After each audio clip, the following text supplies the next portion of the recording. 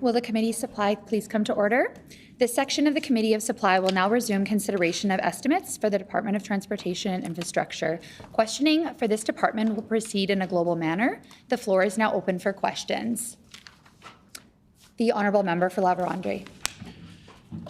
Thank you.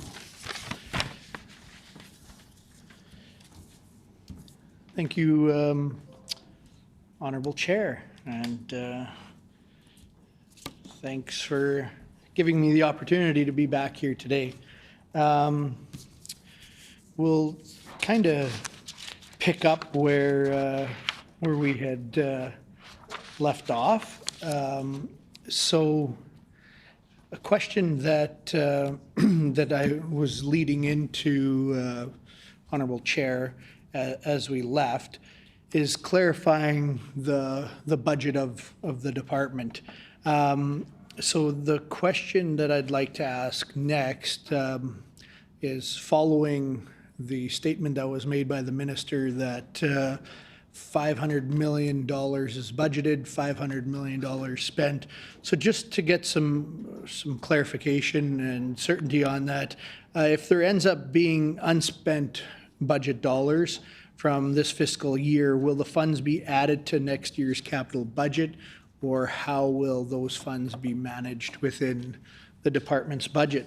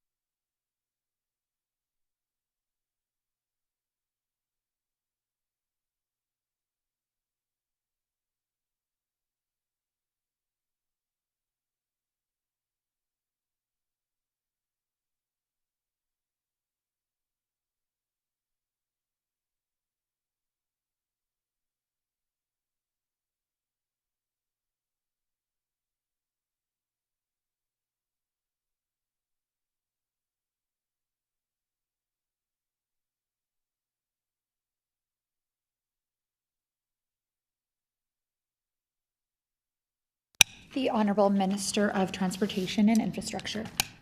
So to the question about spending the $500 million, we are doing everything we can with the full intention of spending the budget in this fiscal year.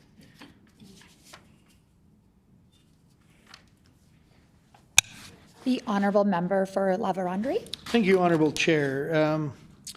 The Manitoba Heavy Construction Association and the construction industry has called for budget carryover from our previous PC government. So just speaking to management of the budget, I know with good intention, $500 million is going to be spent on valuable infrastructure projects throughout Manitoba, or that's the intention of this minister. But if the funds aren't spent, can Manitobans, especially the construction industry, have the comfort in knowing that that money will be spent on investment in Manitoba next year?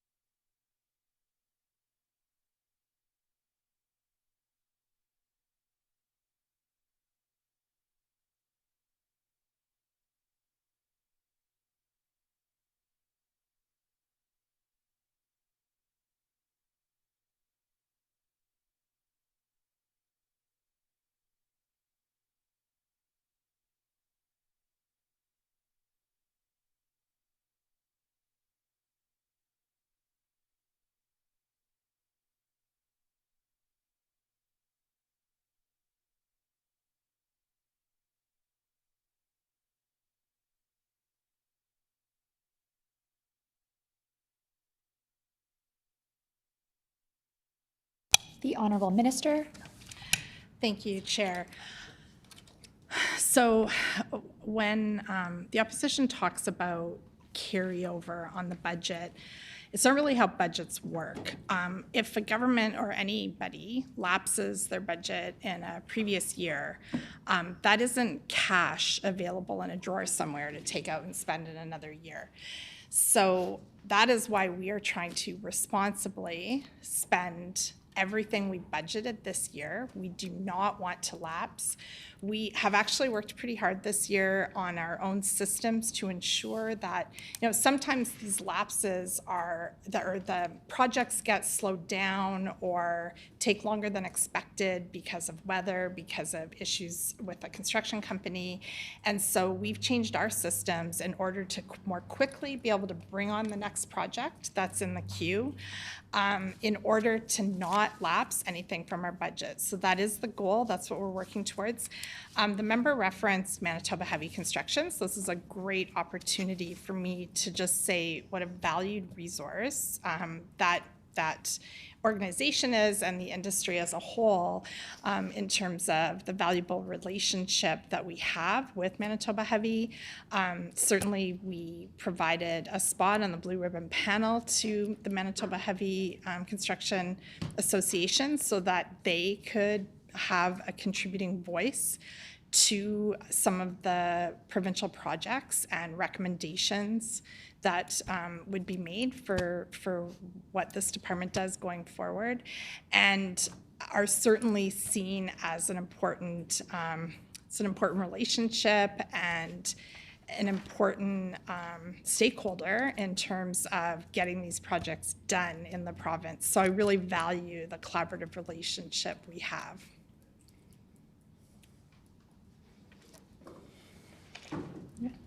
The Honourable Member for La Vérendrye. Thank you, Honourable Chair. And as I can appreciate the Minister trying to educate me on how government departments work, I'll phrase the question in one last attempt to get the answer.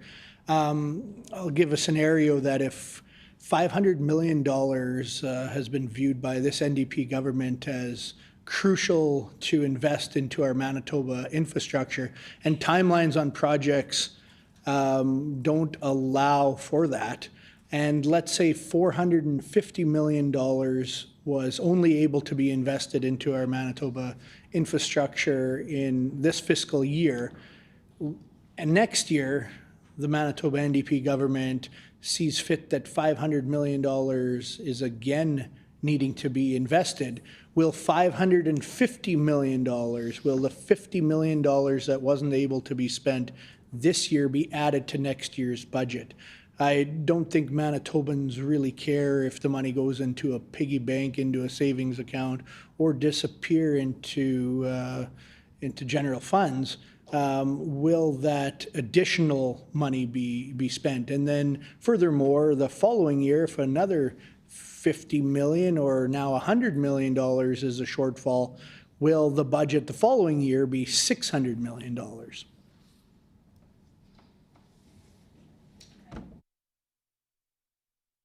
The Honourable Minister. That's an interesting number. The last time the MTI budget was over $600 million was under the previous NDP government, because the PC government came in and slashed and burned for the next 5 years in a row. To answer that question, I will just say this. I've answered the question on this year's budget. If the member opposite is so privileged to be the critic on this file a year from now, I welcome his questions on next year's budget and so on on the years after that, going into infinity. I'm happy to answer budget questions that are to the current budget year, which is what we're here for. So come back next year with that question on next year's budget. Thanks. The Honourable Member for La Vérendrye. Thank you, Honourable Chair. Honourable Chair, I'd like to step back and pick up on some staffing questions that were answered yesterday, but I'd like some clarification. So yesterday, the Minister went at length about how her massive budget cuts are not cuts to staffing, And I accept that she believes that, but can the minister explain how losing years and years of experienced staff all at once will impact operations? And is this why many Manitobans are noticing scheduled projects not getting done?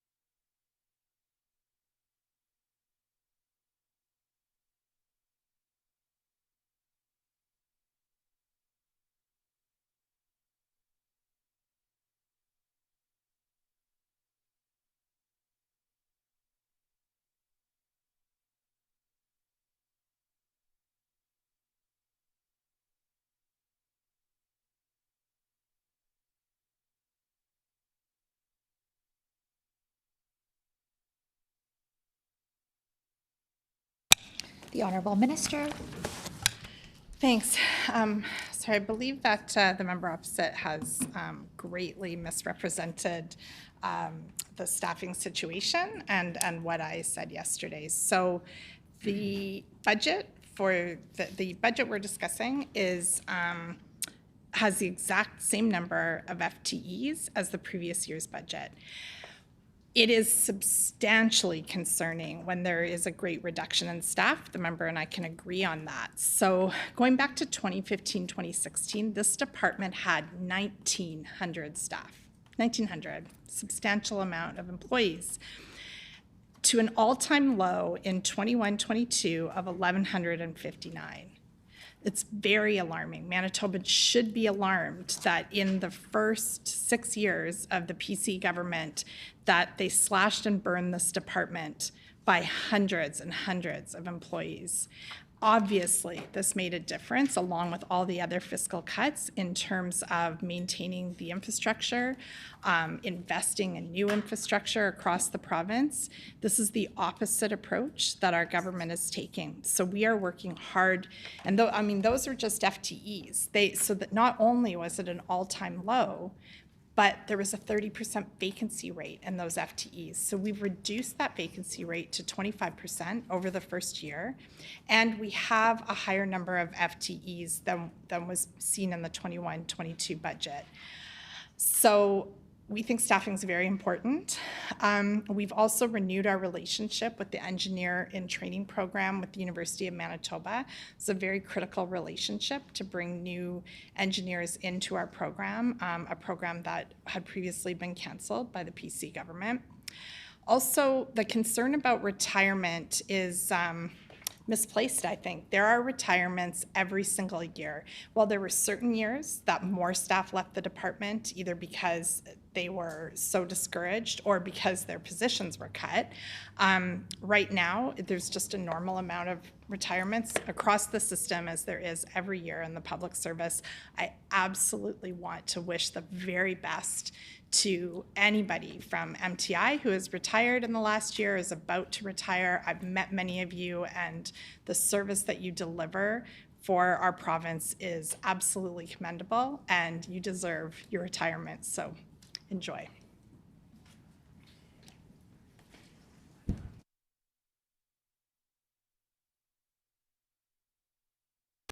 The Honourable Member for La Vérendrye.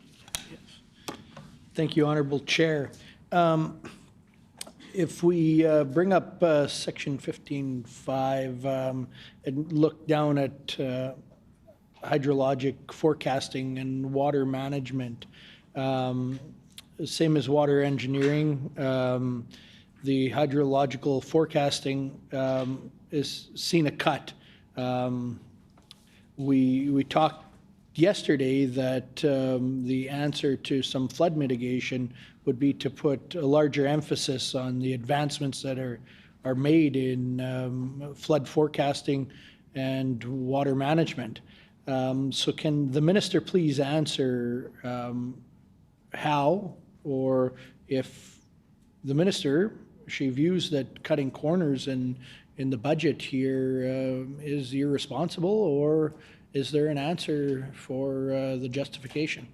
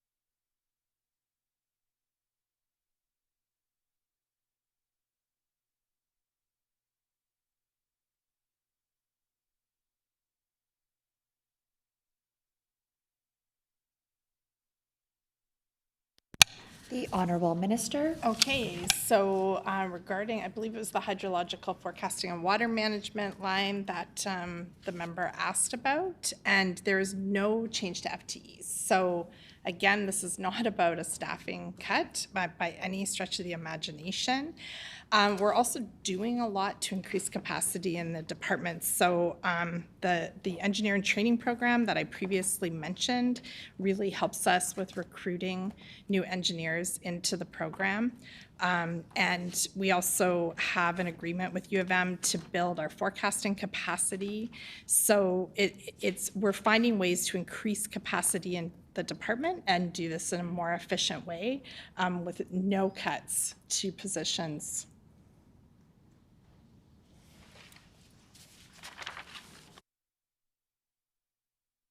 The Honourable Member for La-Vérendrye. Thank you, Honorable Chair. At this time, my colleague, the member from Selkirk, has a constituency-related infrastructure question, and I'd like to give him the opportunity to ask that question. The Honourable Member for Selkirk. Thank you, Honorable Chair. Earlier in the spring, I met with the minister, and thank you for that very informative meeting. We talked about a number of things which have transpired for Selkirk, but one of the outstanding issues we had was the Selkirk Bridge. I know that at the time we said that the information provided is that they're waiting for, they're going to commission an engineer's report and to find out, based on that report, where they go from there, whether it's going to be repair or replacement. We have seen in Selkirk, I would make the assumption that the engineers have been down there doing core samples of the river and doing their work. I'd just like to find out from the minister's office or the minister herself where this important project is at.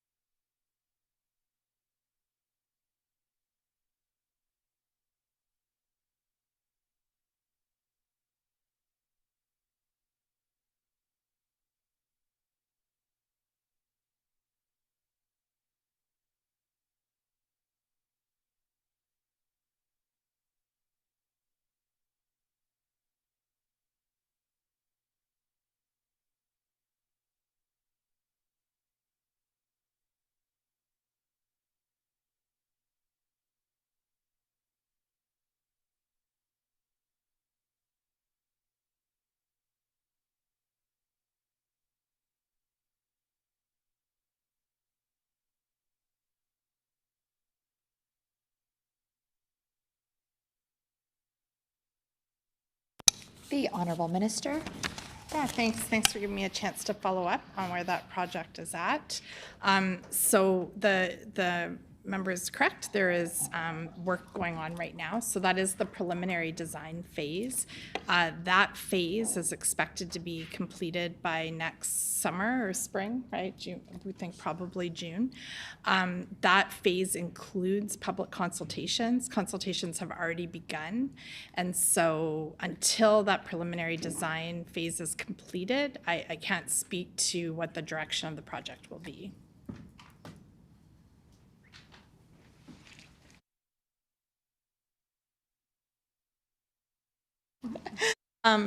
For any project that's going on, I mentioned yesterday, there's around 1,000 in the queue or in the online at any given time. You know, for the member, for any Manitoban who's listening, if you go to the MTI website, there's an interactive map that allows you to search by road name, bridge name, like community or municipality, to find out any project you're interested in, exactly where it's at in terms of the planning stage or you know, if construction has started and the anticipated timelines for that. So it's pretty accessible information. The Honourable Member for Selkirk. Thank you to the minister for that answer. I noticed that last year there was a resurfacing of the bridge done to do some of the repairs to Band-Aid between now and the end, if that's the appropriate word. I noticed some of those repairs are starting to fail. We're getting a little bit of the washboard happening again in the asphalt, and the potholes are coming back. I'm just looking for a commitment from this minister and the department to make sure that that is addressed so it doesn't get as bad as it did in the previous time.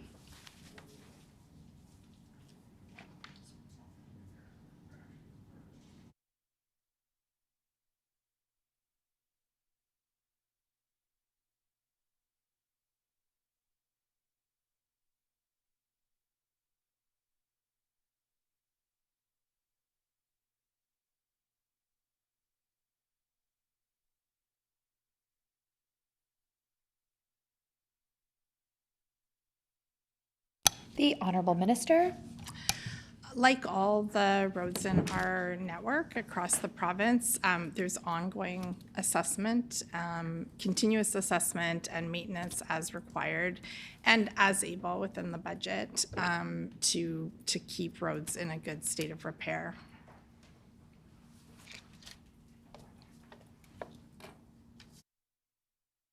The Honorable Member for Selkirk. I'd like to thank the minister for that answer. So I'm just confirming that there is an actual commitment to make sure that the potholes will not get as bad as they did last time.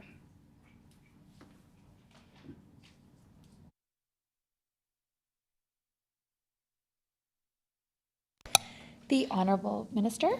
With 19,000 kilometers, over 19,000 kilometers of transportation network across the province, it's a continual monitoring system.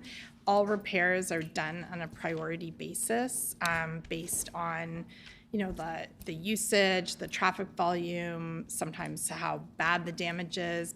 As we know, this past spring there was substantial damage because of how wet things were. Certainly gravel roads were in a lot worse condition than they might have been. So those are continual judgment calls made by the department, by the staff who have the knowledge, the subject area knowledge and expertise to assess what repairs need to happen and which repairs need to be prioritized.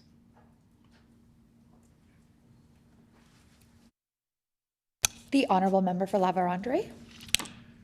Thank you, Honorable Chair. The question for the minister is, yesterday we had spoken about prioritizing projects, and it was mentioned that the 18th Street in Brandon was bumped up because of view that the priority was higher than it was scheduled on the list. There has been commitment to have that project completed by October 30th. Would the minister please answer if that project is still slated and scheduled and on track for an October 30th completion?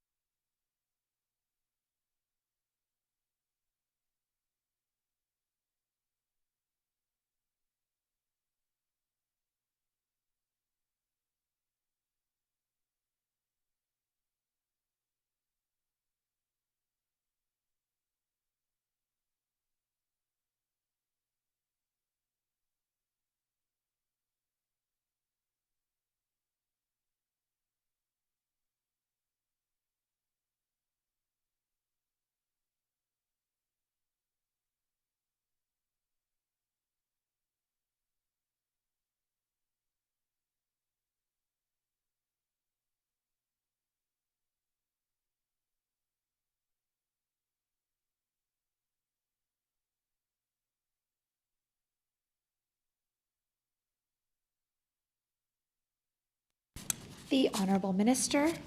Yeah, thank you for that question. Certainly, it's absolutely our goal for this project to be completed in October. Like every construction project, there can be delays. So I think you've asked the question. I think I would need to be updated from the contractor. We're still in October, so it's really going to be up to the contractor to indicate to us if there's, for some reason, they're not able to complete that project this fall.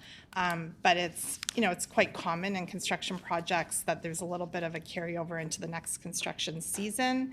So we will cross that bridge when I get that information from. That was a transportation joke. Sorry.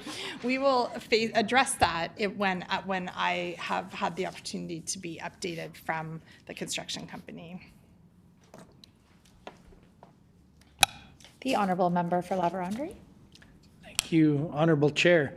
Moving along then, I'd like to ask some specifics on managing budgeting and getting a grasp on how much infrastructure improvement we're capable of doing in the province. So my question to the minister would be what the average cost is per kilometer to upgrade a provincial paved road to RTAC standards. And at the same time, similarly, what is the average cost to upgrade a gravel provincial road to non-RTAC paved surface?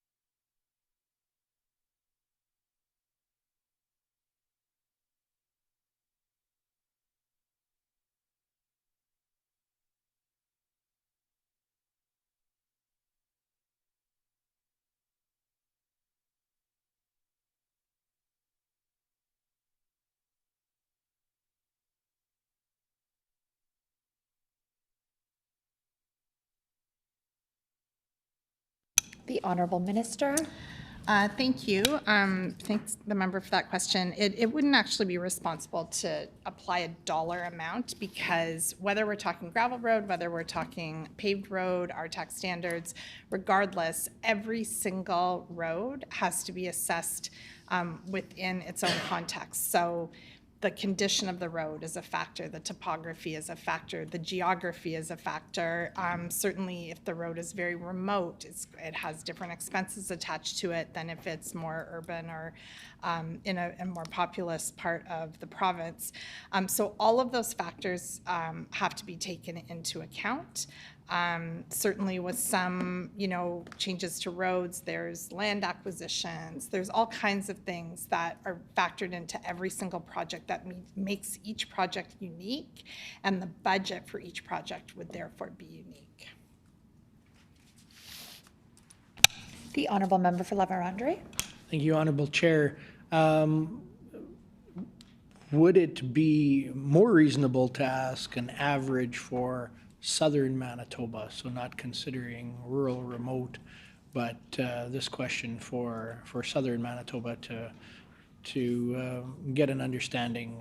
If we were to take the last projects throughout the last year, and on an average, what it had cost to upgrade a section of provincial road, PR. The Honorable Minister. Yeah, I mean, you've identified there's differences between the northern part of the province and the southern part of the province, but there's all the other factors still apply. So the condition of the road, the topography of the area, certainly there's so many factors involved in a particular project that we can't just assign a number that would be accurate across all projects. The honourable member for La Vérendrye. Thank you, Honorable Chair. With that being said, I appreciate it's quite a large, broad question. Seeing as this government and this minister has identified the budget for the current fiscal year, can the minister please provide the projected capital spend for the next 3 years, starting with the fiscal year 2024, 2025?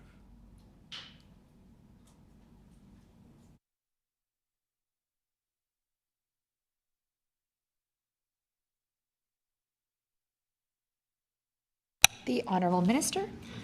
No, that's not why we're here today, and that's not the budget that we're looking at today.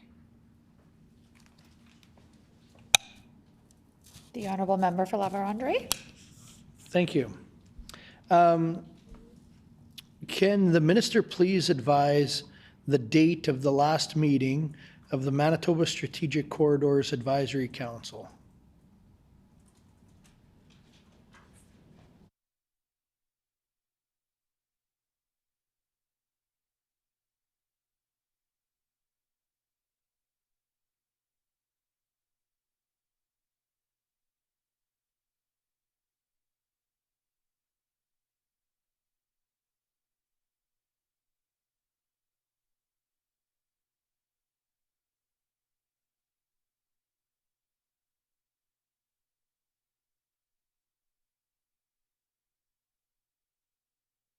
The honourable minister. Thank you. I believe the member is referring to a working group of some sort that was established under the previous government that doesn't exist under this government.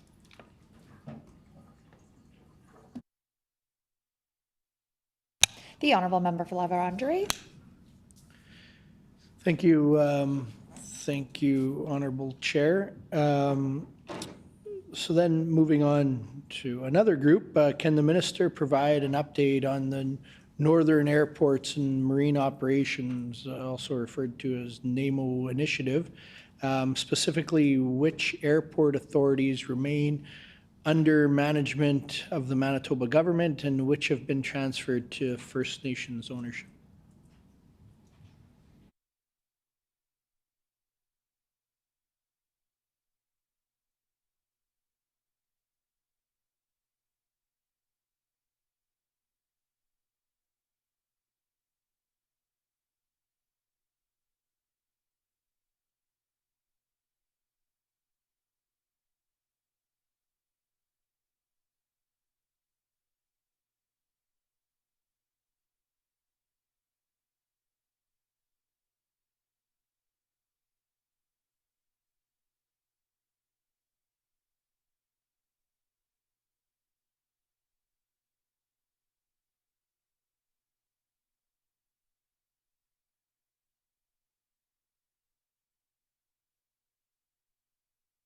The honourable minister. I'm very happy to get a question about NEMO because I love airports and marine operations. And when I came into this role, there were 22 northern airports and 4 ferries operated under NEMO, and there are still 22 airports and 4 ferries operating under NEMO.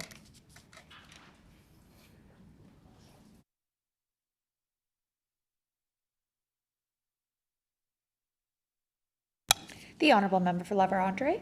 Thank you, Honorable Chair. So just to clarify, that's 22 airports under the management of the Manitoba government.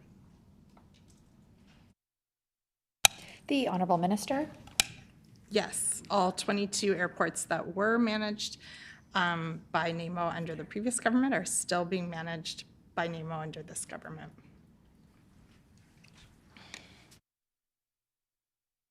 The honourable member for La Vérendrye. Thank you, Honorable Chair. Can the minister please provide an update on the department's work to establish a grid of trade commerce routes and what work has been done under this minister's tenure to support the heaviest highway loadings possible for trucking?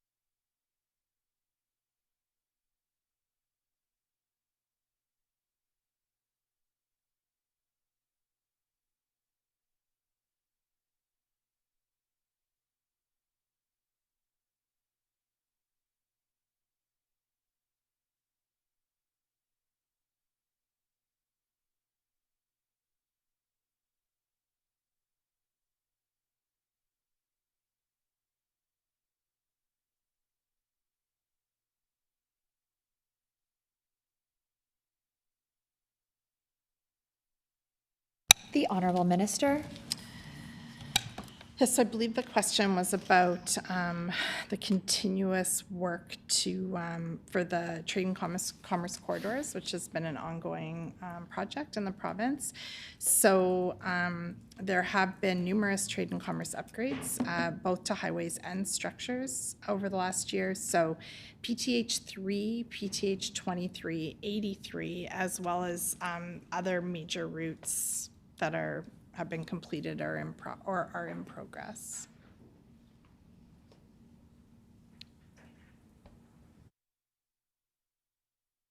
The Honourable Member for La-Vérendrye. Thank you, Honorable Chair, and thank you to the Minister for outlining those projects. Can the Minister please provide a summary of the results of the flood risk mapping study conducted by AECOM Limited in 2024 that sought to map the extent of flooding for the 1 in 100 year events, the 1 in 200 year events along the Fisher River?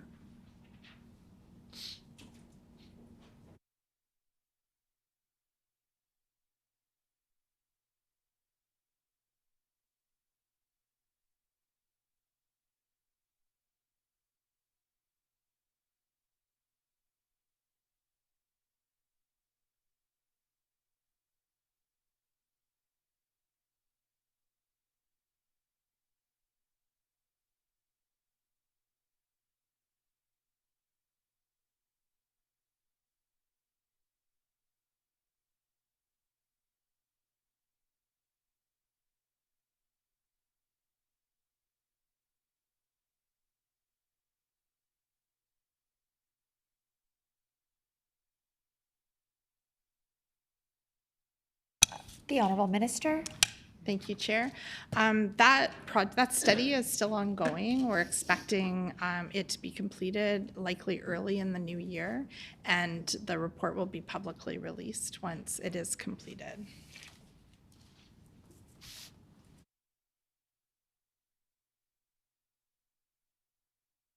The Honourable Member for La-Vérendrye. Thank you, Honorable Chair.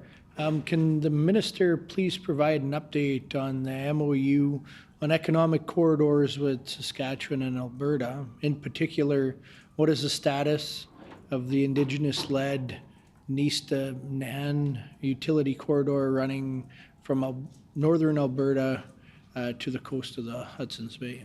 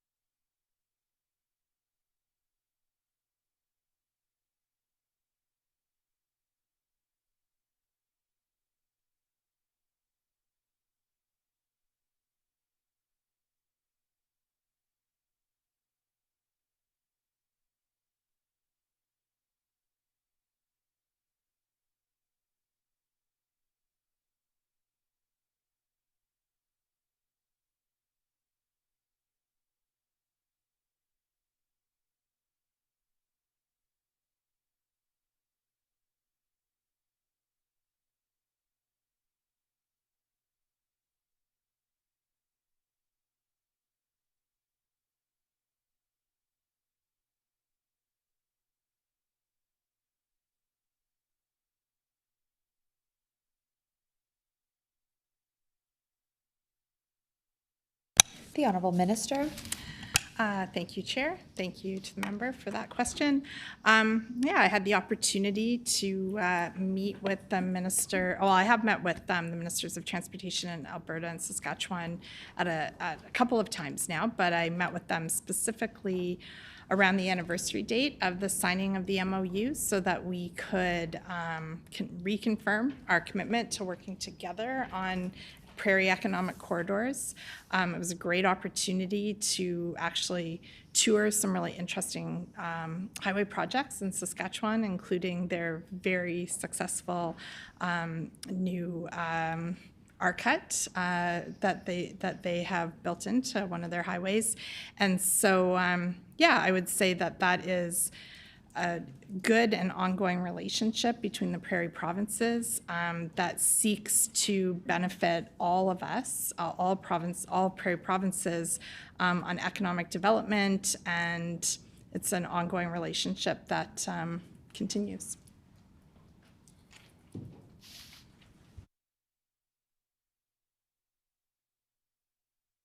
The Honourable Member for La Vérendrye. Thank you, Honourable Chair.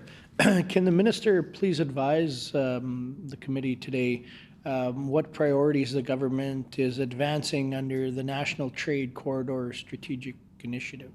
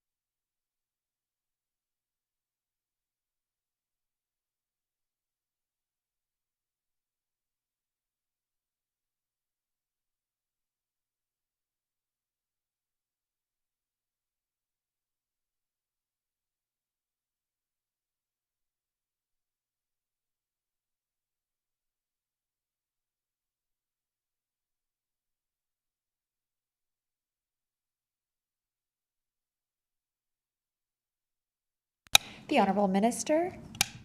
Thank you, Chair.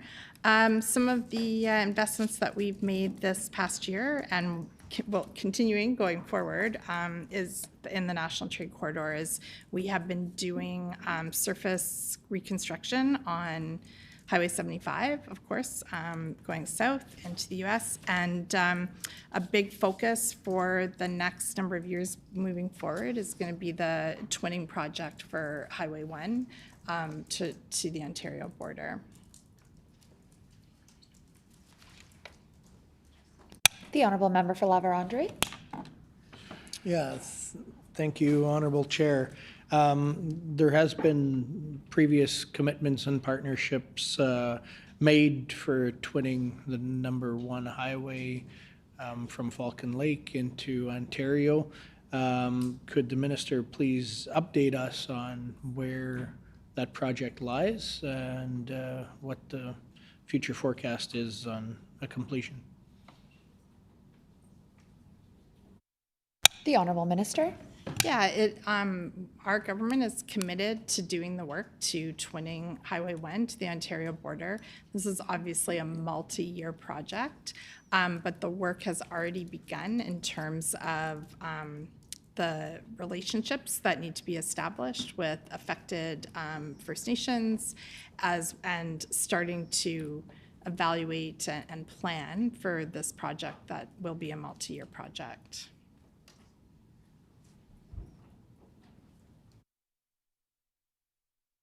The Honourable Member for La Vérendrye. Thank you, Honourable Chair. My question again to the minister would be, what if there's been an established goal and date for completion of the twinning of the highway, with seeing that Ontario is well underway with construction? Does this minister have a planned completion time or a start time for that project?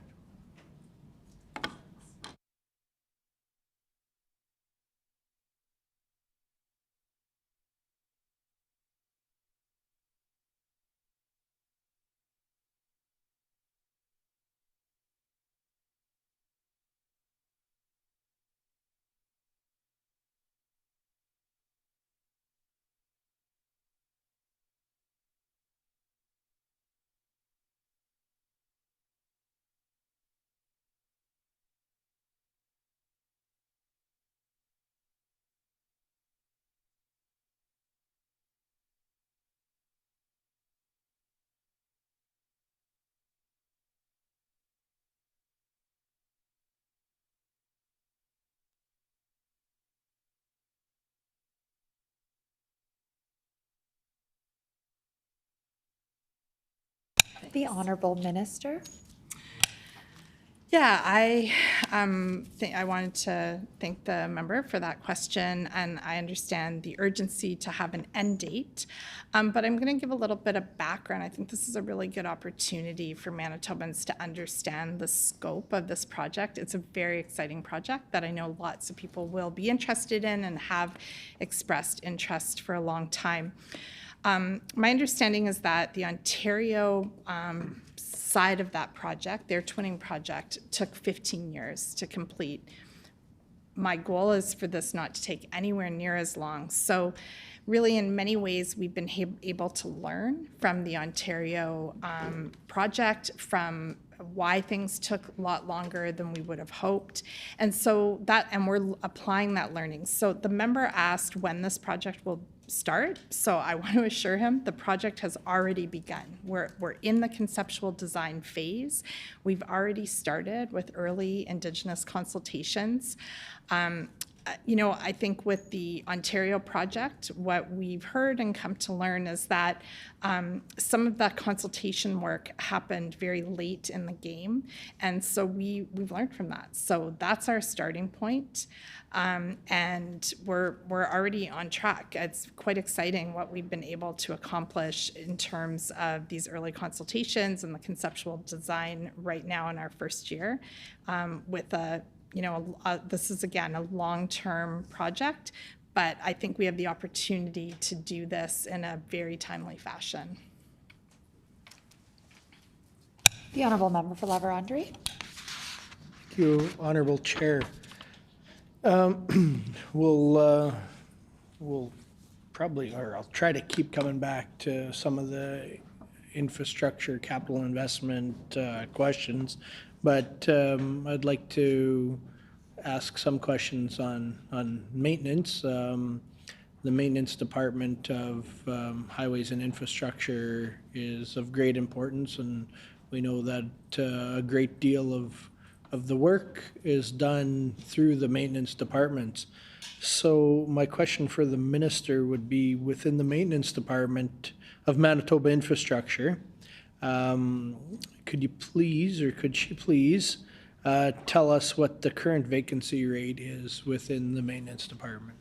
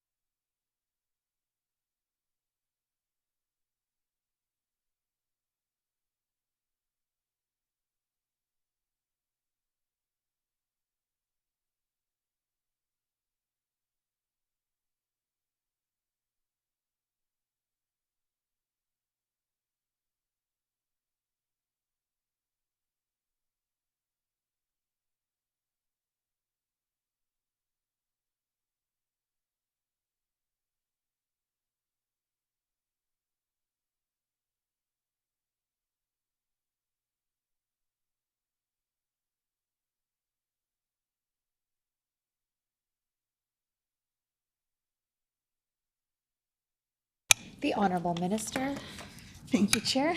Thank you to the member opposite for that question. I think we probably can agree that highway maintenance is absolutely critical. It's critical to the safety of all Manitoba roads. So whether we're talking, pothole repair with gravel, whether we're talking about snow removal, maintenance is essential to safety for Manitobans. And some pretty terrible things took place under the previous government. So we already know that the previous government collapsed 5 regions for maintenance down to 3, and essentially imposed a hiring freeze over a number of years. So there was an incredible number of vacancies in the highway maintenance.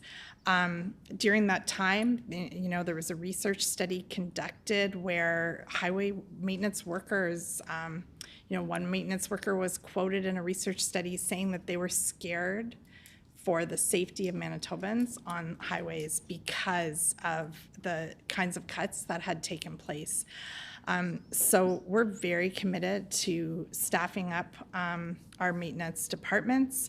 We have managed to put in an accelerated hiring process.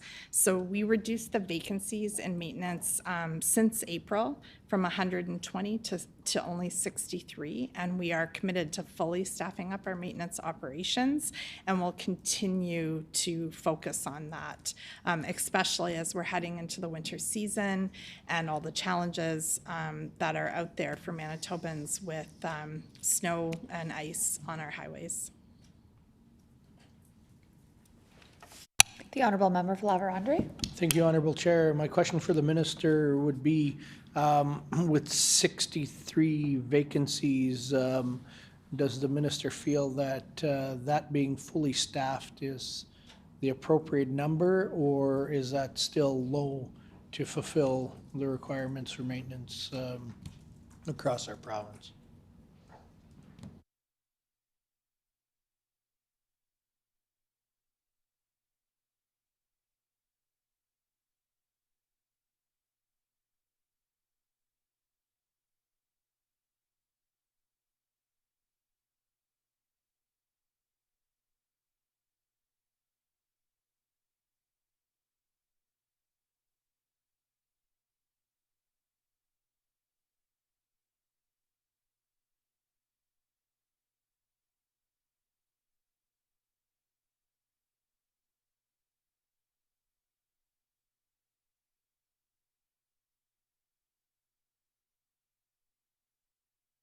The Honorable Minister. Thank you, Chair, and thank you to the member for that question. These positions have been vacant for a long time. So the fact that we have reduced almost by half the vacancy rates just since the spring shows the dedication and commitment of our government, certainly of the department staff, in filling this really essential service that the Manitoba government provides to keep Manitobans safe on the highway. So we are going to continue to work. The goal is to eliminate our vacancies, to fill those positions. And, we also, in addition to our own staff, we also work closely with municipalities. We have some maintenance agreements with different municipalities and First Nations as a way of managing the entire network. And we're continuing to actively work with municipalities to ensure that the needs are met across the province.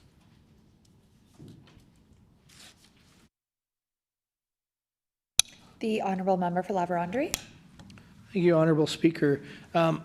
With taking on 120 vacancies within the department under maintenance and no additional funds allocated to the budget item, is it reasonable to expect that the full 120 will be able to be hired with the current budget?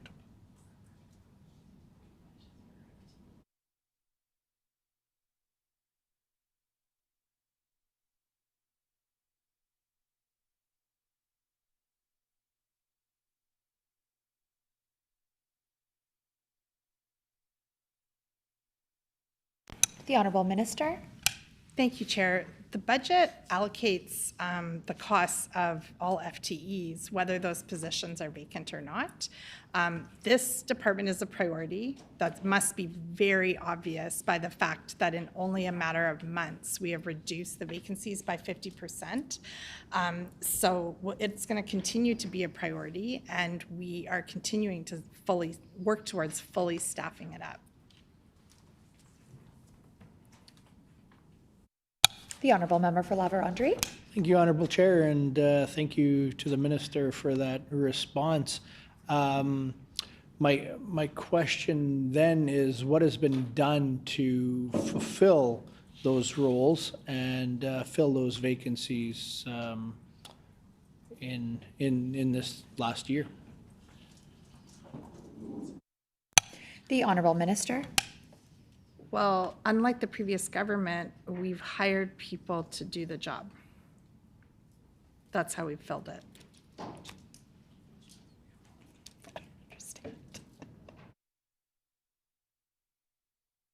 The Honourable Member for La Vérendrye. Thank you, Honourable Chair. I can appreciate that, but those postings were publicly available previous to the new NDP government taking office. So I was just wondering if there's something specifically that has been done other than hiring, which those positions were open under the previous government to be filled. They didn't have the applicants.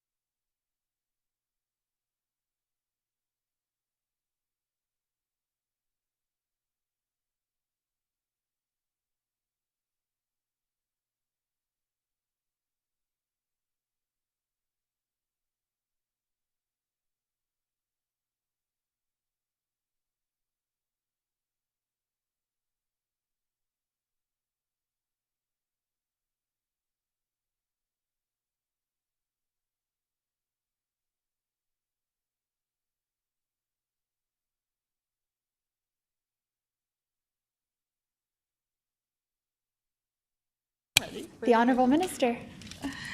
Thanks. Thank you very much for that question to the member opposite, because we have made some substantive changes that have affected our ability to hire. So I did talk about an accelerated hiring process, which we introduced in April.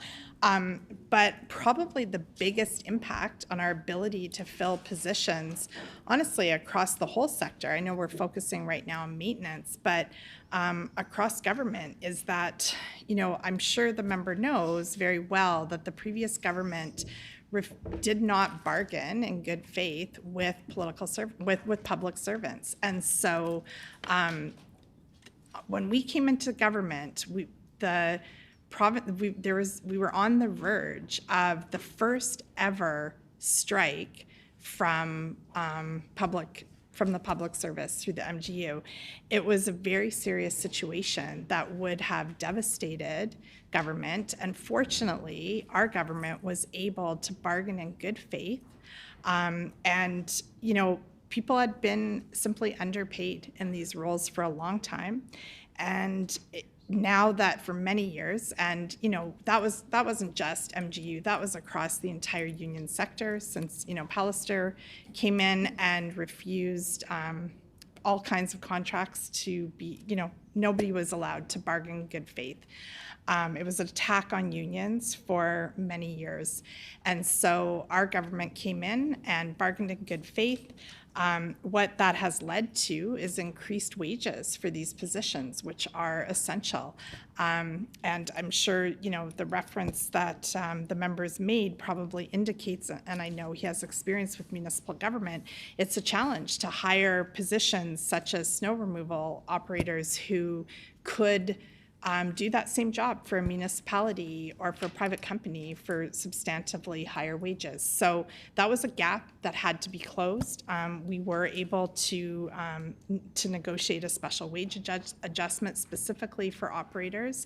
So all of those important steps that that are in support of workers and in support of safety across the province have been the contributing factors to some of the contributing factors to allow us to reduce the vacancy rate in the maintenance department by almost 50% in a very short time.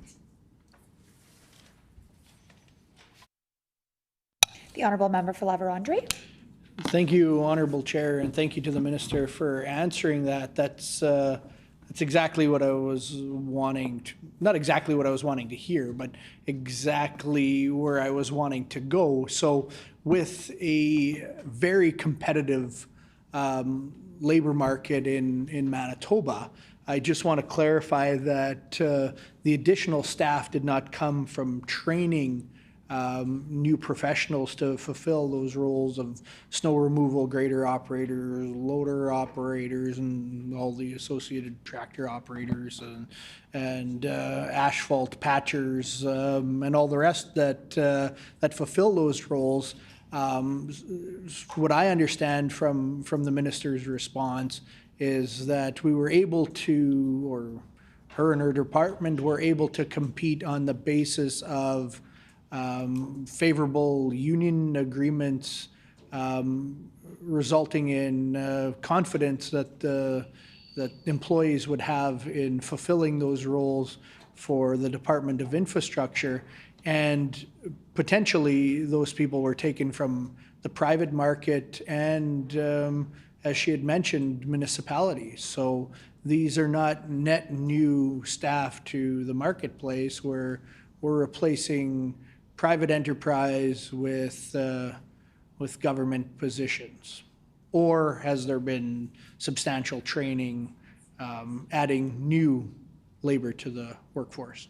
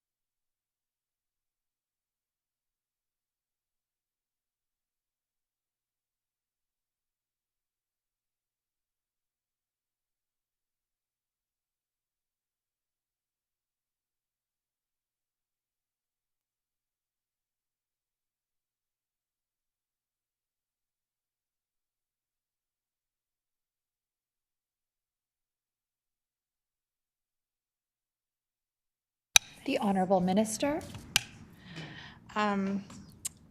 So to answer that question, we absolutely have a training program for staff. We train operators from the most entry-level positions right up to the foreman-level positions, and that will continue. what has changed is, well, we're changing the culture. The wages have improved, although I don't think by any stretch of the imagination that they are on par or even competitive with the private sector. But there are folks who want to be public servants and want to work for the government. They just need to be able to make enough money to live on and be reasonable for the role. So while we can't in any way compete with private industry when it comes to these roles, we can provide a respectful workplace culture. We can provide a workplace where people want to work and where they have the opportunity to learn from the ground floor and to stay in roles for a long time and to continually train. So a lot of our focus has also been on retention, which has been a challenge in the past. The Honourable Member for La Vérendrye. Thank you, Honourable Chair. I'd just like to circle back and remind the minister that she's spending less on staff than has been in previous years. She has answered in the process that workers are earning more in her department per hour, as she has stated in the last two questions. So she's spending less on staffing for the same FTEs. This doesn't really mesh. So would the minister please be able to elaborate how the budget for staffing is less? We've cut maintenance staffing vacancy by nearly half, which we can say half, 120 to 63, and we're paying them more. How exactly does that align, unless money's taken from elsewhere within the department, like capital investment spending?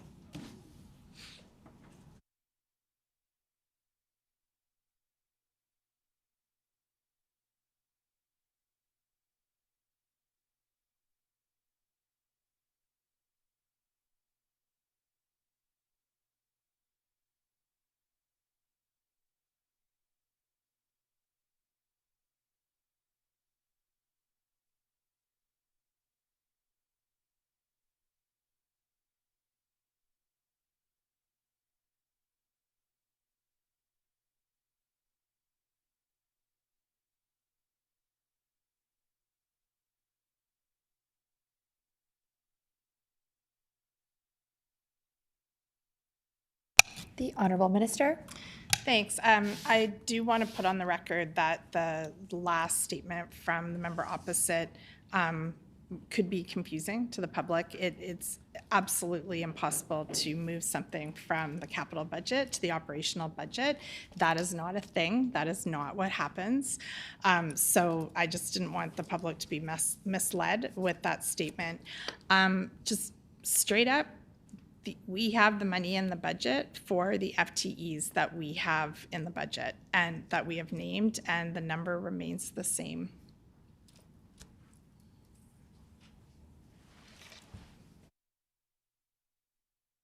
The Honourable Member for La Vérendrye. Thank you, Honourable Chair. So I'd just like to make it known to committee that we've talked about the same thing in different ways now, but just again to clarify, and I'll quickly move on, that the minister has said that not enough had been spent previously by the previous government, and money had been returned to the budget as carryover in the past. That budget has been cut by this government and under her leadership as minister, but yet there's plenty of dollars. So there's less money spent than the previous Conservative government has spent, but yet there's plenty to pay additional staff. And in the maintenance department specifically, that's 120, potentially 120 new staff members. The money for that additional 120 members is within the budget outlined for this fiscal year.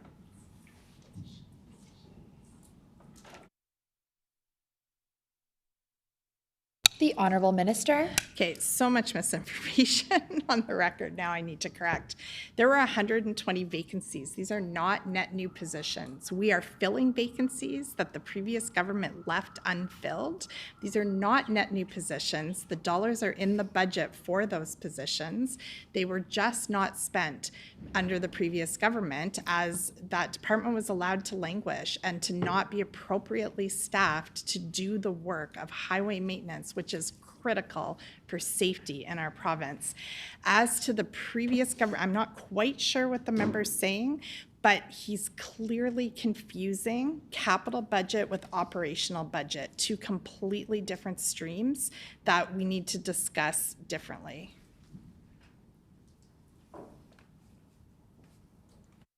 The Honorable Member for La Vérendrye. Thank you, Honorable Chair. I'll just move on because I think that I've gotten the response that I was looking for. So thank you to the minister for clarifying that. Within the maintenance department, the department is very dependent on bid hourly work. Would the minister please be able to tell the committee if bid hourly work, maybe we'll start with what is the dollar figure spent by her department on bid hourly work this fiscal year?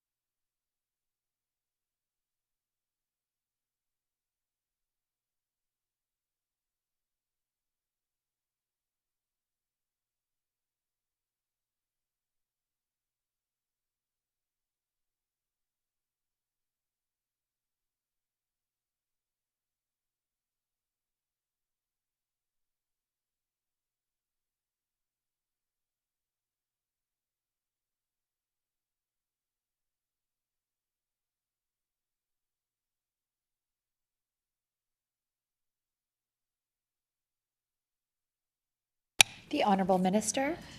Yeah, thanks for that question. I was hoping we could give a number to answer that question, but we've, you know, as we've discussed over here, it's impossible to just give a number because the bid hourly rates would be broken out across, there's some within operation, there's some within capital, but it's also broken out across multiple programs within the budget. So it's not, like wound up in a one precise number. It's broken out into too many different program areas. The Honourable Member for La Vérendrye. Thank you, Honorable Chair. Honorable Chair, my question specifically, and sorry for not clarifying that, was in maintenance. Would the minister be able to give a dollar amount for bid hourly work within the maintenance department?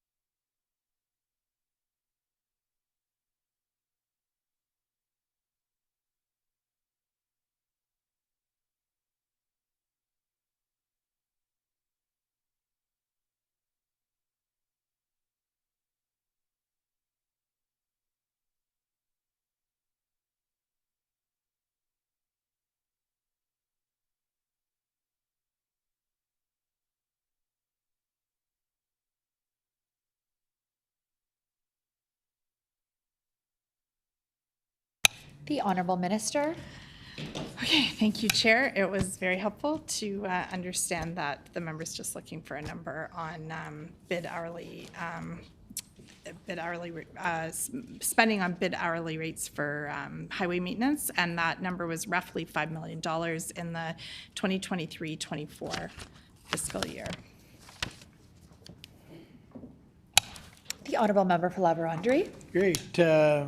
Thank you.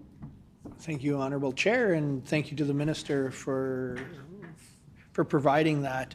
I know that speaking definitely in my region to highways, yards, and the foremans and supervisors, regional supervisors, bid hourly and contract work has been fulfilling massive voids within the maintenance department.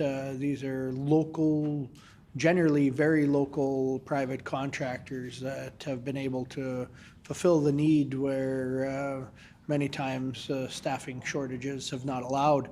Would the minister now, with the newfound ability to staff up these departments, would the minister feel that bid hourly and contract work positions, these are contractors that fulfill, holiday snow clearing, they're called upon, ditch mowing when potentially the staff or equipment isn't available in the local yards, they fulfill these roles. Is this a partnership with the private sector that the minister feels is important and will continue, or will be diminished as staffing numbers can be ramped up?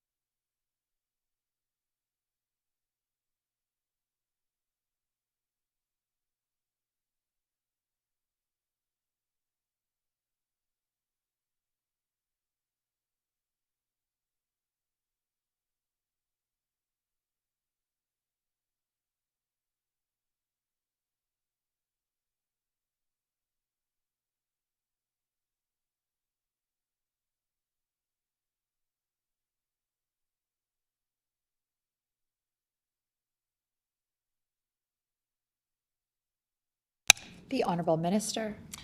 Yeah, thank you. So to the member's question, there's always going to be a role for bid hourly contract work. There's across the entire province, so many places where that's going to be required, and how much and how little of that is going to vary year to year based on weather, based on specific needs, events that come up in specific regions. So that's always going to be part of how the work is delivered within the province.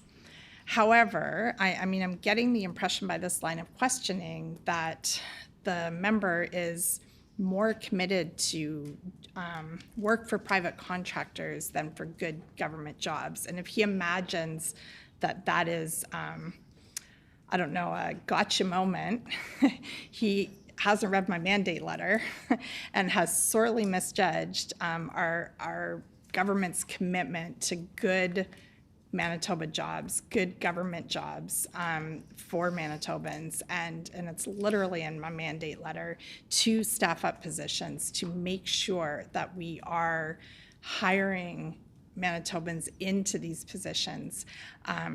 And so that will continue, and bid hourly contracts will continue as needed. The Honourable Member for Lavarandre. Thank you, Honorable Chair, and thank you to the Minister for those comments and that statement. And just to be clear, I was asking those questions not because of discrediting the importance of or the need for good, well-paid government jobs to fulfill the role of maintenance of our infrastructure throughout the province, but to highlight the important role that the private sector also plays in complementing that, and that I would hope that the minister isn't blinded by the mandate to hire good government jobs and discrediting or you know, discounting, I should say, the importance that the private sector does play in complementing infrastructure maintenance within the province. So I'd like to move on, though, which I'm sure the minister appreciates, into agreements that are made in maintenance. We're still going to stay on maintenance because I think it's probably some of them, or is the most, in my opinion, the most important part of infrastructure in our province. And my question would be, how many maintenance agreements does the minister's department have with city, towns, and municipalities currently?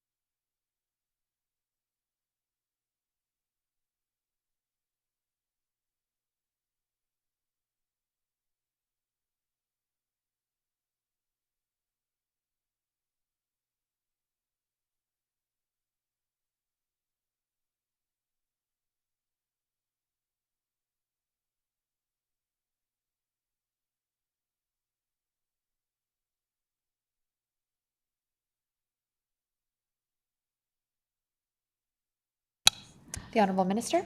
Thank you very much, Chair. Currently, we have 16 gravel maintenance agreements with municipalities and 38 winter maintenance agreements. And we also have a number of agreements with First Nations communities regarding our winter road network.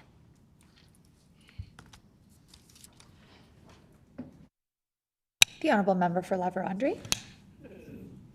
Thank you, Honorable Chair. So just to clarify, the 38 includes the 16 or doesn't include this? The Honourable Minister. Those are separate agreements. It doesn't mean that a municipality might not have both, but they're separate agreements for two different types of work.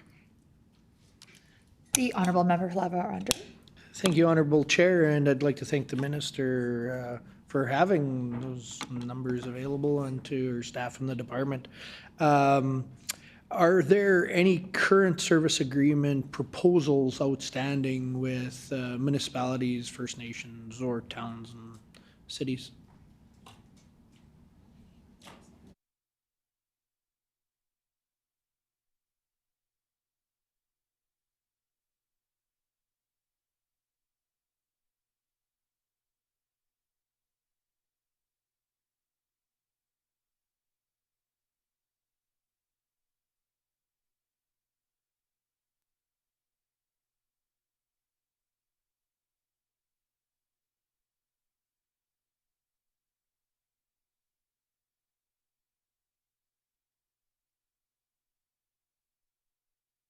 The Honourable Minister.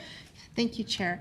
I don't think that I would describe it as any outstanding agreements. What I would say is that I've had dozens and dozens and dozens of meetings with municipalities and First Nations since being in this role. And every meeting, I'm interested in ways we can collaborate and work together. So if a municipality or a First Nation has capacity, both within equipment and within the staffing, and they are interested in a maintenance agreement, either for snow removal or for gravel, then we are interested in moving that forward. I'm trying to be really collaborative with communities. Certainly, there's an economic opportunity. There's also, it gives communities decision making. I'm sure the member knows that across the network there are different, like each road is rated in terms of priority for snow removal, for example. But I've met with communities that have said, we understand this road isn't your top priority because it's not, a major trade corridor, but it's important to us and in our community for this reason. Well, if they have that contract, they can also decide to prioritize that road because it works for their community. So I am so open to that collaboration, and it's been very, very fruitful discussions. So, I anticipate we'll have more of these agreements going forward. The Honourable Member for La Vérendrye. Thank you, and thank you, Honorable Chair, but also thank you to the Minister for that response. Again, coming from municipal government, I'm glad to hear that this Minister and her department are willing to work with municipalities on what makes most sense to the municipality. Something that municipalities have brought up along these lines of service agreements, which haven't been clearly defined in the past, as they have been with road maintenance agreements, has been waterways maintenance agreements. Some of those that fall under the Minister of Infrastructure and her department. Is that something that the department would entertain moving forward?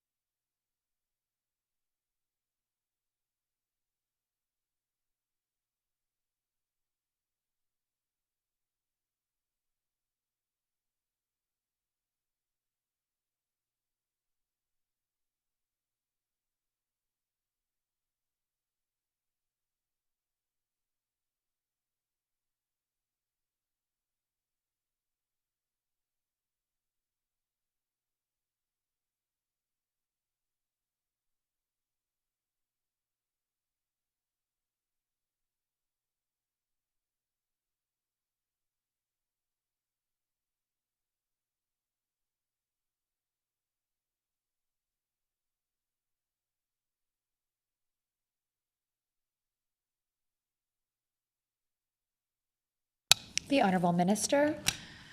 Yeah, so further to the member's question about these agreements with municipalities regarding the water maintenance, we don't currently have any agreements like that with any municipalities. But again, our government is a listening government, and it's been my absolute pleasure to meet with as many municipalities as I have over the past year, and hope that the ones I didn't get to meet with in year one will happen very quickly as we go into year two of our government. So part of that is that we would definitely be open to this if it made sense within budget. We are definitely looking at and considering how this might work, and starting a process of conversation with municipalities that have expressed an interest in the past.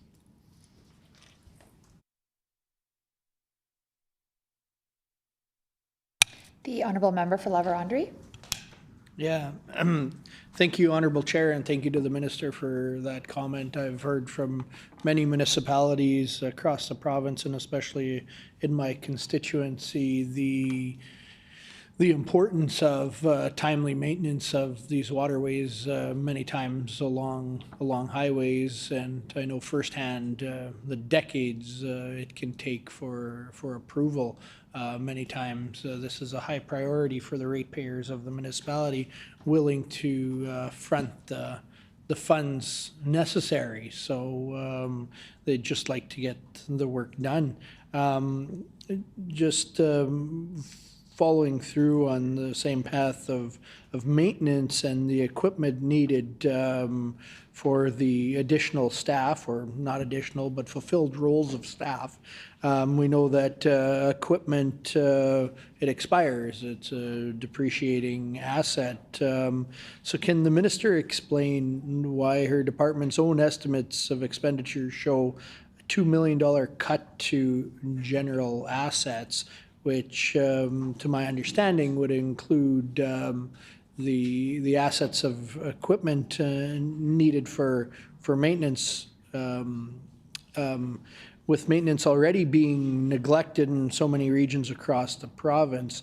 Will more need to be done with less equipment, or is there a plan on purchasing more equipment for the department?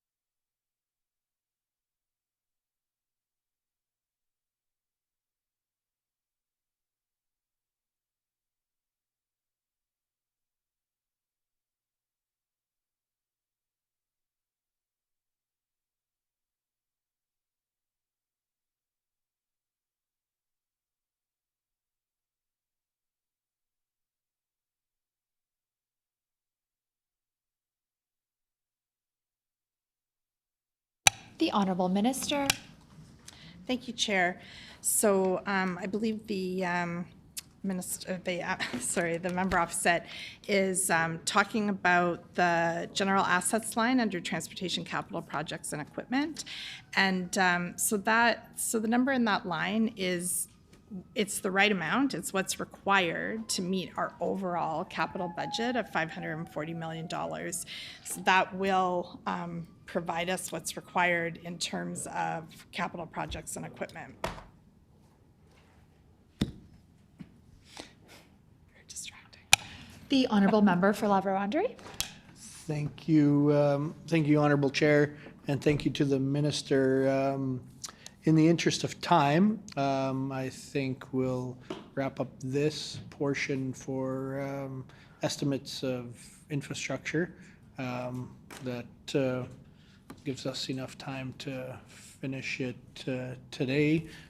Obviously, I have many more questions, so it's not of a result of not having many more good questions to ask the Minister, but would like to provide enough time for the other departments to have a chance to ask questions through the estimates process.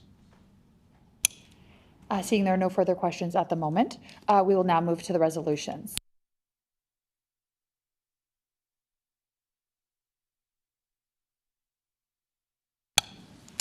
Resolution 15.2, resolved that there be granted to His Majesty a sum not exceeding $9,128,000 for transportation and infrastructure corporate services for the fiscal year ending March 31, 2025. Shall the resolution pass? Pass. The resolution is accordingly passed. Resolution 15.3, resolved that there be granted to His Majesty a sum not exceeding $6,546,000 for transportation and infrastructure capital projects for the fiscal year ending March 31, 2025. Shall the resolution pass? The resolution is accordingly passed. Resolution 15.4, resolved that there be granted to His Majesty a sum not exceeding $169,628,000 for transportation and infrastructure transportation operations for the fiscal year ending March 31, 2025. Shall the resolution pass? The resolution is accordingly passed.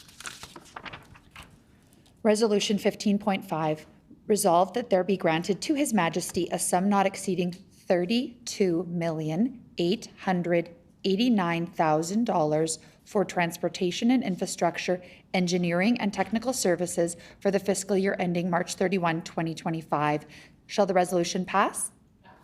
The resolution is accordingly passed. Resolution 15.6, resolved that there be granted to His Majesty a sum not exceeding $10,444,000 for transportation and infrastructure emergency management for the fiscal year ending March 31, 2025. Shall the resolution pass? Yes. The resolution is accordingly passed.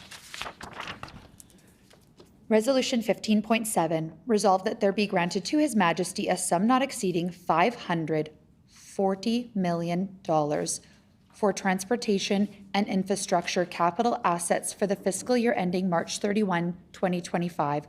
Shall the resolution pass? Pass. The resolution is accordingly passed. The last item to be considered for the estimates of this department is item 15.1A, the Minister's salary, contained in Resolution 15.1. At this point, we respectfully request that the Minister's staff leave the table for the consideration of this last item.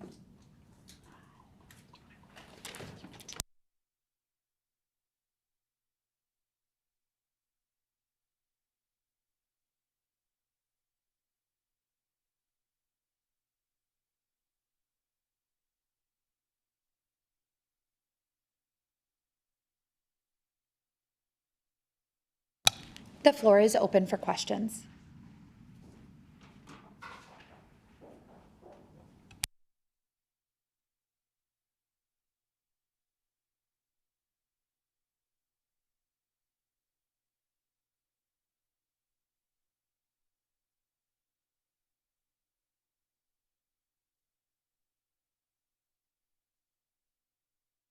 Seeing no questions, Resolution 15.1, resolved that there be granted to His Majesty a sum not exceeding $2,943,000 for transportation and infrastructure, finance, and administration for the fiscal year ending March 31, 2025.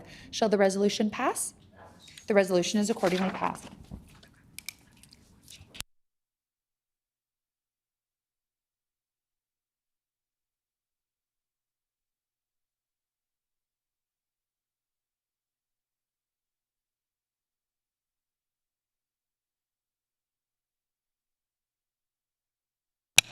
This completes the estimates of the Department of Transportation and Infrastructure. The next set of estimates to be considered by this section of the Committee of Supply is for the Department of Emergency Expenditures.